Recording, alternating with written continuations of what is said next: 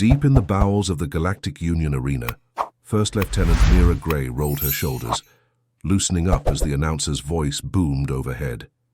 She was the last human standing in the interspecies combat tournament, a tradition dating back centuries that had begun as diplomatic theater, but evolved into the galaxy's most watched sporting event. And now, entering the northeastern quadrant, representing the Terran Alliance, Lieutenant Mira Gray. The crowd roared with a mixture of cheers and jeers. Humans were still newcomers to the Galactic Union, having achieved faster-than-light travel only 80 years ago. Many species viewed them as primitives who had stumbled onto technology they barely understood. Mira stepped onto the elevated platform, her boots making soft thuds against the transparent material that allowed spectators below to watch from every angle. The arena stretched 50 meters in each direction, with various terrain features scattered across its surface, some familiar, others designed for species with very different evolutionary origins. And in the southwestern quadrant, the undefeated champion for the past 7 cycles, representing the Viridian collective, Commander Lox. The thunderous applause that followed made Mira's entrance seem like polite golf clapping. The tall, lithe figure stepping onto the platform wore armor of an iridescent blue-green material that shifted and rippled like liquid, despite appearing solid. Commander Lox's species, the Viridians, were renowned for their advanced metallurgy and unmatched combat prowess. The rules were simple: no energy weapons, no projectiles, no killing blows. Victory came through submission, incapacitation, or by pushing your opponent from the platform. Each combatant brought 3 weapons of their choosing. Mira had spent months studying Lox's previous matches. The Viridian favored a telescoping staff, a pair of curved blades, and a whip-like appendage that could extend 20 meters and slice through most conventional materials. The match official, a floating orb with multiple sensory appendages, hovered between them. Combatants, present your weapons for inspection. Lox displayed her arsenal first, each piece a marvel of alien engineering. When the official turned to Mira, she produced a simple combat knife, a collapsible baton, and a pair of nunchucks. A ripple of laughter spread through the arena, led by Lox herself. The Viridian's voice translator conveyed her mockery perfectly. Are those wooden sticks connected by a chain? How quaint. Did you bring those from a historical museum, human? Mira didn't respond, maintaining the composed expression that had earned her the nickname Stoneface among her fellow Marines. The weapons have been verified, announced the official. Combatants, take your positions. As they retreated to their starting marks, Lox continued taunting. I studied your species before this tournament. You rely so heavily on your firearms and explosives. Strip those away and what's left? Primitive mammals with delusions of grandeur. Mira allowed herself a small smile. You studied our weapons, but did you study our history? What could your brief civilization possibly teach me? That humans have been fighting and killing each other with simple tools for thousands of years. These primitive weapons are refined by blood and time. The official's countdown began. Combat commences in 3, 2, 1. A tone sounded, echoing across the arena. Lox moved with fluid grace, her telescoping staff extending to full length as she launched herself forward. With impossible speed, Mira stood her ground, nunchucks hanging loose at her side, waiting for the perfect moment to show the galaxy exactly what humanity could do with 2 sticks and a chain. Lox's staff whistled through the air with surgical precision, aiming for Mira's collarbone, a disabling but non-lethal strike. The human sidestepped with a dancer's grace, creating just enough space for the staff to miss by millimeters. The crowd gasped. No one had evaded Lox's opening move in 17 consecutive matches. Interesting, Lox said, her translator modulating the complex harmonics of her native tongue. Your reflexes exceed my calculations. Mira kept her distance, circling counterclockwise, nunchucks now spinning in a controlled pattern at her side. The wooden weapons created a hypnotic rhythm, the chain links catching light from the arena's illumination panels. To most spectators, it appeared to be nothing more than an intimidation display. Those toys won't help you, Lox taunted, her armor shifting patterns as she adjusted her stance. The wood will shatter against Viridian composite. The Viridian lunged again, this time feinting with the staff before executing a lightning-quick sweep at Mira's ankles.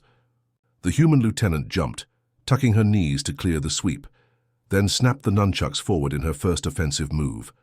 What happened next silenced the arena. Instead of attempting to strike Lox directly, Mira targeted the staff itself. The nunchucks wrapped around the telescoping weapon, and with a practiced twist of her wrist, Mira yanked sideways. Lox, unprepared for this technique, felt her perfectly balanced staff wrenched from her grasp. It clattered across the platform, coming to rest dangerously close to the edge. A murmur rippled through the audience. No one had ever disarmed Commander Lox in the first exchange.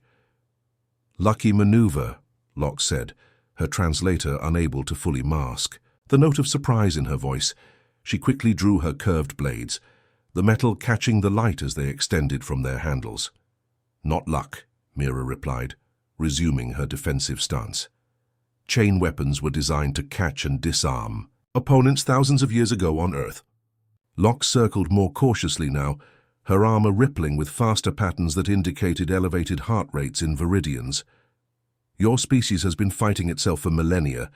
We evolved beyond such barbarism centuries ago. And that's your disadvantage," Mira said, the nunchucks now a blur at her side. "Peace makes for poor warriors."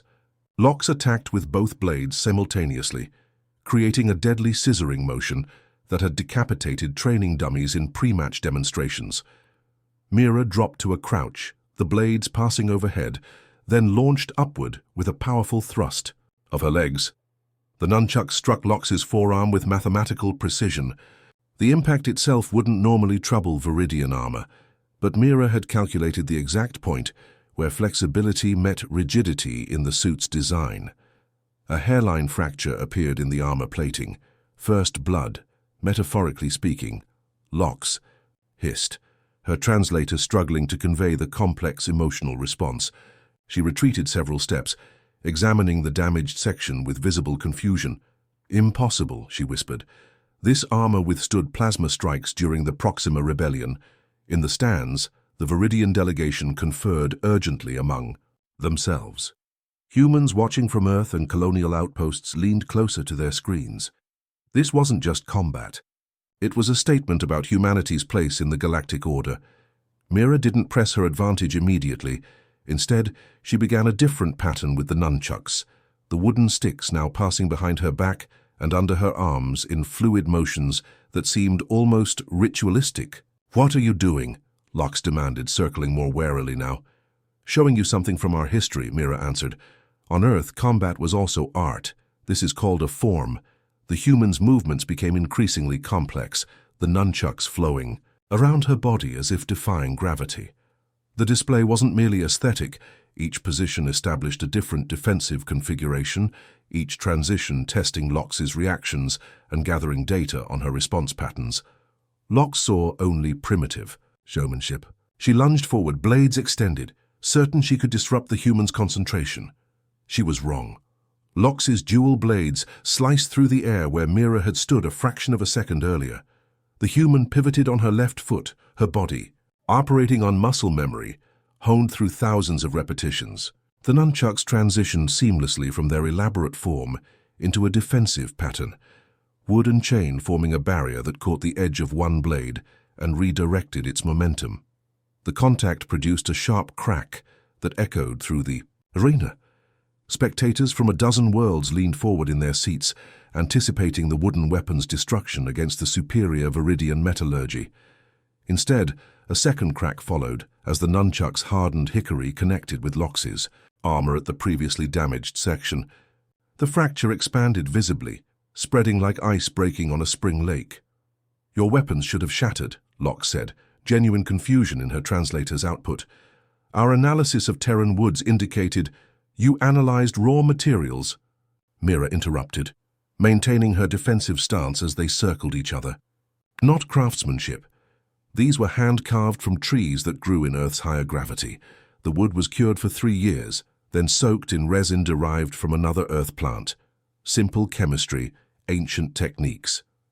In the stands, the human delegation exchanged knowing glances. The nunchucks were more than weapons. They were symbols of humanity's approach to the galaxy. While other species leaped forward with technology, humans carried their history with them, adapting ancient wisdom rather than abandoning it. Lox adjusted her strategy, keeping distance now, studying the humans' movements more carefully. Her armor continued shifting colors, from iridescent blue-green to darker hues that indicated defensive reconfiguration. "Our neural networks analyzed all your previous matches," Lox said. "You favored the knife and baton. This weapon appeared in no combat scenarios." Mira allowed herself a small smile. "We call that sandbagging." Showing one capability while hiding another. The revelation triggered murmurs throughout the arena. Several species had monitoring devices trained on the match, representatives furiously updating their assessments of human military doctrine. Lox lunged again, this time executing a complex feint designed to force Mira toward the platform's edge. The human recognized the maneuver. It had eliminated 3 previous competitors. But where they had retreated, Mira advanced into the attack. The nunchucks became a horizontal blur, striking Lox's extended arm in rapid succession. Once, twice, 3 times. Each impact landed precisely on the armor's articulation points. Engineers watching from the Viridian section winced visibly. Those were the suit's weakest points, where flexibility necessitated thinner material. "How are you targeting those sections?" Lox demanded, her voice betraying the first hint of concern. "Our armor design is classified at the highest levels." "Observation?" Mira replied simply. "Humans spent millennia learning to identify weaknesses in opponents. Before we had scanners, we had eyes." In the command center overlooking the arena, the tournament officials exchanged concerned glances. What had been expected to be a quick demonstration of Viridian superiority was becoming something else entirely, a master class in human combat. Philosophy. Lox switched tactics, deploying her third weapon, the whip-like appendage that uncoiled from her armor's forearm section. Hat extended with a metallic hiss, its tip vibrating at a frequency that could slice through most standard materials.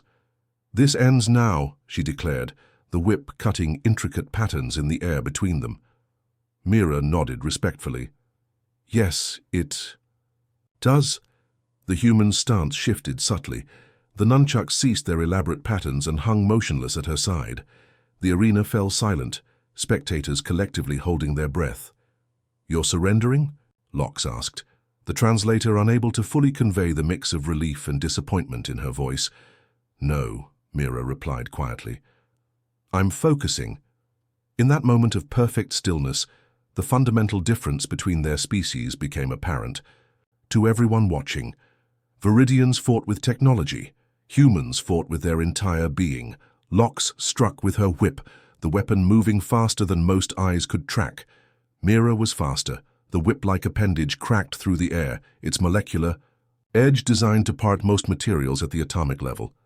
Lox had used this weapon to slice through ceremonial armor from the Arcturian honor guard in the quarterfinals, armor that had been reinforced with diamond lattice. Yet somehow, impossibly, the human intercepted it mid-strike. Mira's nunchucks had separated, her grip shifting to hold one wooden section while the other end, connected by the chain, wrapped around the Viridian whip. Lox pulled back instinctively, but Mira had anticipated the reaction. She released one end of her weapon, while simultaneously stepping forward and to the side. The momentum created a leveraged fulcrum that sent the whip's trajectory spiraling back toward its wielder.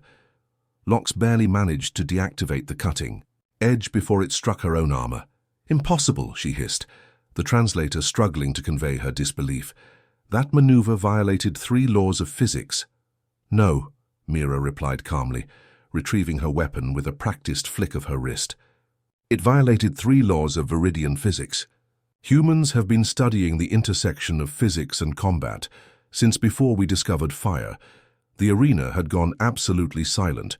Representatives from 27 species were capturing every moment of the exchange, their analytical systems struggling to model how a primitive weapon had neutralized technology centuries beyond its development. Lox's armor shifted colors rapidly now, pulsing between defensive configurations as its embedded AI attempted to predict the human's next Move. The fractures from Mira's previous strikes had begun to spread, compromising structural integrity across the chest plate. Our intelligence indicated that humans were dependent on their technology, Locke said, creating distance between them. Remove. Your advanced weapons and you would be helpless. Mira resumed her stance, nunchucks flowing into another pattern, this one more aggressive, more focused. Your intelligence was incomplete. We developed our technology because we were already dangerous. In the VIP observation deck, the Galactic Union Security Council watched with growing concern. Admiral Pelk, the octopedal head of military affairs, turned to his colleagues. We may have miscalculated in our assessment of the Terran threat level. Back on the platform, Locke abandoned caution. She charged forward, both blades extended, whip-lashing in complex patterns designed to limit Mira's movement options. It was a championship-level combination that had earned the Viridian her undefeated status. Mira didn't retreat. She advanced. Nunchucks became an extension of her body, moving with impossible precision. Wood met metal in a series of impacts that echoed through the arena like drums of war. Each strike targeted the growing network of fractures in Locke's armor with mathematical precision. One particularly brutal impact created a sound that made engineers throughout the arena wince, the distinctive crack of failing molecular bonds. A piece of Locke's shoulder armor detached completely, clattering to the platform floor. The Viridian stared at the fragment in shock. Her species had dominated interstellar combat championships for generations. Their armor technology was traded as currency among developing worlds, and now pieces of it lay at her feet, defeated by wood and chain. How? She demanded, her translator unable to fully capture the emotional complexity behind the question. How did you know the exact structural weaknesses? Mira paused, nunchucks momentarily still. I watched you. For months. Every match, every movement. Humans have practiced pattern recognition since we hunted on the savannah. We see how things break. The revelation sent ripples through the audience. Several diplomatic attachés discreetly activated communication devices, updating their governments on the implications. The human wasn't just fighting, she was demonstrating a fundamental species capability that had been drastically underestimated. This isn't possible, Locke insisted, her weapons now held defensively. Our technology is generations beyond yours. Technology isn't everything, Mira replied, her voice carrying clearly across the suddenly silent arena. Sometimes all you need is 2 sticks and a chain, and the knowledge of exactly where to hit. As if to emphasize her point, the nunchucks resumed their hypnotic rhythm, each rotation bringing them closer to Locke's increasingly vulnerable position. Spectators from 27 worlds watched in stunned silence as Commander Locke, champion of 7 consecutive tournaments, found herself retreating. Her armor, the pride of Viridian engineering, now displayed a web of fractures across its surface like a mosaic of failure. The psychological impact was evident in her increasingly defensive posture. The human is toying with her, whispered Delegate Rune to his Centaurian colleague in the diplomatic section. She's not going for the finish. His assessment was accurate. Mira maintained pressure but didn't press her advantage fully. Each strike of her nunchucks added new fractures to Locke's armor, but she deliberately avoided the killing blow that would end the match. In the human section, Captain Torres nodded approvingly. She's making a point. Locke attempted to regain momentum, her whip lashing out in increasingly desperate patterns, but Mira had fully mapped her opponent's techniques. Each attack was met with precise counters that further damaged the Viridian's once impenetrable defense. Your species claims to value efficiency, Locke said, her translator struggling to mask her growing frustration.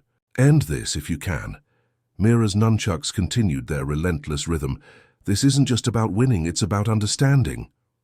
Understanding what? Demanded Locke, attempting a complex feint that Mira easily sidestepped.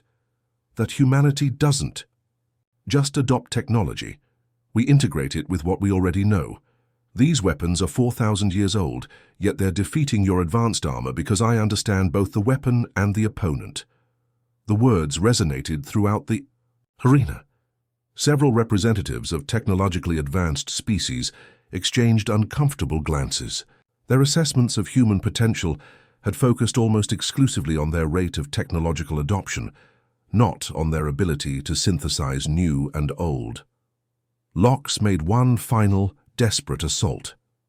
She activated all 3 weapons simultaneously, technique that violated tournament energy consumption regulations, but would be addressed only after the match if detected. Her blade, staff, and whip created a virtually impenetrable offensive pattern as she charged forward. Mira didn't move. Just as Lox's attack should have connected, the human's body shifted with preternatural precision. Time seemed to slow for those watching as Mira executed a maneuver that appeared to defy several laws of physics. Her body rotated through the narrow gap between Lox's weapons, the nunchucks striking with surgical precision at 3 distinct points on the viridians. Armor crack, crack, crack. The final impact resonated through the arena like a thunderclap. Lox's chest plate, the central component of her defensive system, shattered completely. Fragments cascaded to the platform floor in a glittering shower of advanced materials reduced to debris. The viridian froze, her translator momentarily offline from the shock. When it reactivated, her words emerged flat and disbelieving. "How did you calculate that sequence? The attack pattern was random." "No pattern is truly random," Mira replied, the nunchucks now hanging still at her side. "Humans have been studying chaos theory since the 20th century. Your movements have predictable elements when viewed from the right perspective." In the analysis center beneath the arena, the tournament's AI systems were overwhelmed attempting to model what they had just witnessed. The human had demonstrated a capacity for real-time complex analysis that rivaled their most advanced prediction algorithms. Lox looked down at her ruined armor, then at the simple wooden weapon that had destroyed it. "Our intelligence reports classified nunchucks as ceremonial or training implements, not serious weapons of war," Mira nodded. "That's because you only studied what they are, not what they represent. Humans weaponize farming tools, kitchen implements, even sports equipment. We see potential everywhere." The implications of this statement rippled through the diplomatic sections of the arena. Several species that had dismissed humans as technological copycats were rapidly reassessing their position. The ability to weaponize the mundane represented a cognitive flexibility that was suddenly far more concerning than mere technological advancement. "Your species is dangerous," Lox said quietly, the translator conveying a complex emotional mixture of respect and apprehension. "Yes," Mira agreed simply, "but dangerousness isn't the same as aggression. We developed these skills, fighting each other for millennia. Now we choose how to use them." As if to emphasize her point, Mira tucked the nunchucks into her belt and extended an empty hand toward her opponent. Lox stared at the gesture, her translator working overtime to process its cultural significance. Lox stared at Mira's extended hand, the universal gesture of peace jarring against the backdrop of shattered armor fragments scattered across the platform. Her translator pinged with multiple possible interpretations before settling on the most likely: cessation of hostilities through mutual respect. After a moment's hesitation, the Viridian champion extended her own hand. The touch was brief, but significant. The first voluntary physical contact between their species outside of diplomatic ceremonies. "You could have finished me several times," Lox observed, her voice modulator conveying genuine curiosity. "Why didn't you?" The question silenced the murmuring crowd. In the diplomatic booths, recording devices focused tighter on the human's face. "Because this isn't about defeating you," Mira replied. "It's about understanding each other. War and competition aren't the same thing." She gestured toward the fragments of Viridian armor. "Your technology is remarkable. The fact that it took this much effort to find its breaking point proves that. But technology without understanding is vulnerable." In the Galactic Union Security Council's private observation deck, Admiral Pelk activated a secure communication channel. "Upgrade Terran threat assessment to Category 3. Initiate full-spectrum cultural analysis with emphasis on adaptive warfare techniques." His aide, a multi-limbed procyon, looked alarmed. "Category 3 would place them alongside the Drakid Collective." "After what we just witnessed," Pelk replied grimly, "that may be conservative. Back on the platform, Lox had recovered some of her composure. Our intelligence indicated that humans abandoned these primitive weapons centuries ago, that your military doctrine revolves around firearms and energy weapons. We did, Mira agreed, but we still train with them. Every form of combat humans have ever developed is preserved, studied, and integrated into new systems. We call it martial arts, the preservation of combat as cultural knowledge. Several xenoanthropologists in the academic section leaned forward, their recording devices capturing every word. But why maintain obsolete combat forms, Lox asked, genuine confusion evident in her translator's output. Because conditions change, Mira explained. Environments change. Technology can fail. When that happens, humans fall back on more fundamental skills. She gestured to the nunchucks at her belt. These were originally farming tools, repurposed. For defense when weapons were banned, adaptation is our greatest strength. The match official's hovering orb approached cautiously. Commander Lox, do you concede the match? The Viridian looked down at her ruined armor, then back at the human. I do. A chime sounded throughout the arena, officially declaring Mira the victor.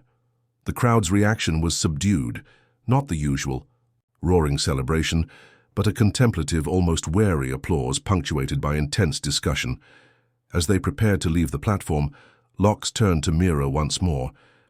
You said humans developed these skills fighting each other, yet your species survived to reach the stars. Barely, Mira acknowledged. We came close to self-destruction many times. The same creativity that allows us to see weapons everywhere almost ended us, but it also saved us. How? The same pattern recognition that helps me find weaknesses in armor helps our doctors find cures for diseases.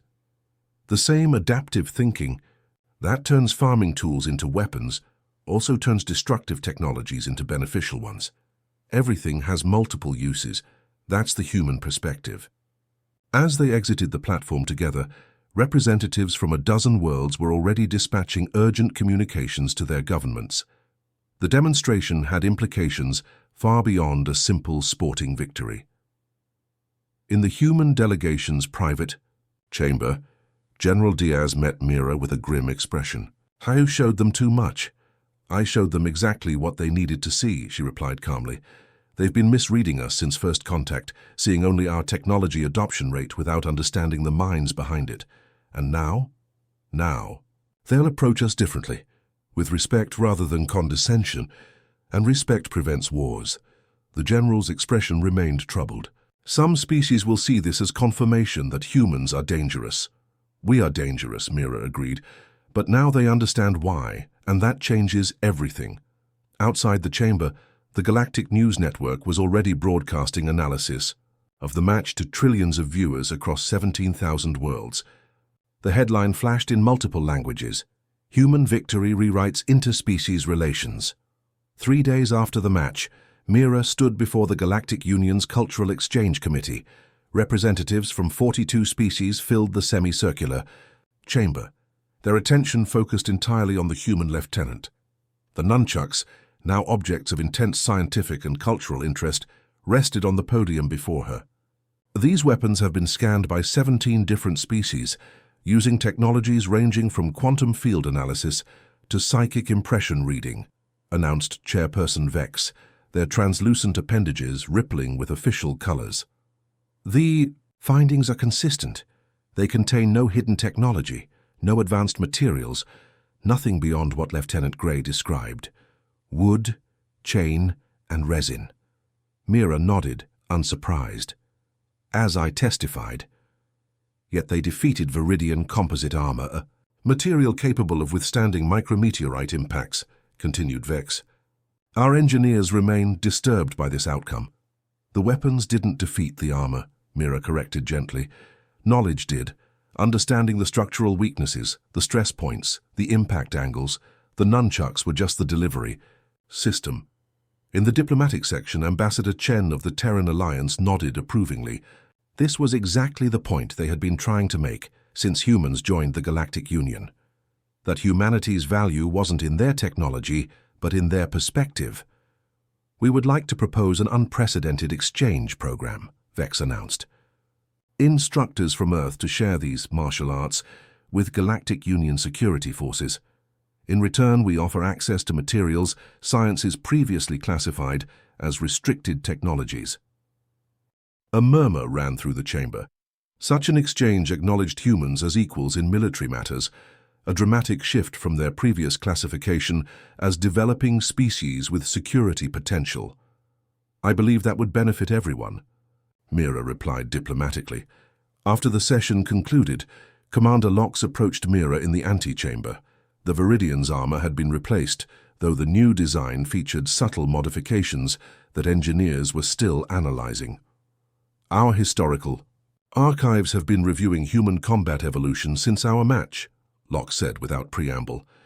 We've identified 47 distinct combat systems from your world, each adapted to specific environmental and technological constraints. Probably more, Mira replied. Many were lost to history or exist only in remote regions. Lox's translator conveyed genuine curiosity. Why does a species develop so many different ways to fight? Mira considered the question carefully. Because we had to fight everything. Predators, environments, each other, with whatever we had available. Necessity drove innovation, and diversity of challenges required diversity of solutions. And now, when technology solves most survival problems, now we preserve the knowledge because it's part of who we are, Mira explained. The physical techniques contain philosophical principles, adaptability, efficiency, using an opponent's strength against them. These aren't just combat concepts, they're approaches to problem solving. In the weeks that followed, the ripple effects of the match transformed humanity's position in galactic society. Species that had dismissed humans as technological imitators now sought exchanges with Earth's various cultural traditions. The term human ingenuity entered the galactic standard lexicon as a recognized concept. 6 months later, Mira found herself training a mixed species class in basic martial arts principles. Among her students was Lox, who had requested special permission to participate. The chain's momentum creates force multiplication, Mira explained, demonstrating a basic nunchuck technique. But control comes from the center, from you. The weapon is just an extension of your intent. After class, Lox approached with what her species considered a gesture of deep respect, head tilted, dominant arm lowered. I understand now, the Viridian said quietly. What makes humans different isn't your adaptability with technology. It's that you see beyond it, to principles that transcend specific tools. Mira smiled. That's why we kept practicing with obsolete weapons even after developing more advanced ones. The principles remain valuable even when the context changes. My species abandoned old technologies completely when new ones emerged, Lox acknowledged. We saw no value in preserving outdated methods. Every approach has advantages, Mira replied diplomatically. Yours created remarkable technological specialization. Ours created cognitive flexibility. As they exited the training hall together, they passed a newly installed cultural exchange exhibit. Featured prominently was a display containing Mira's nunchucks alongside fragments of Lox's shattered armor, symbols of a new understanding between their civilizations.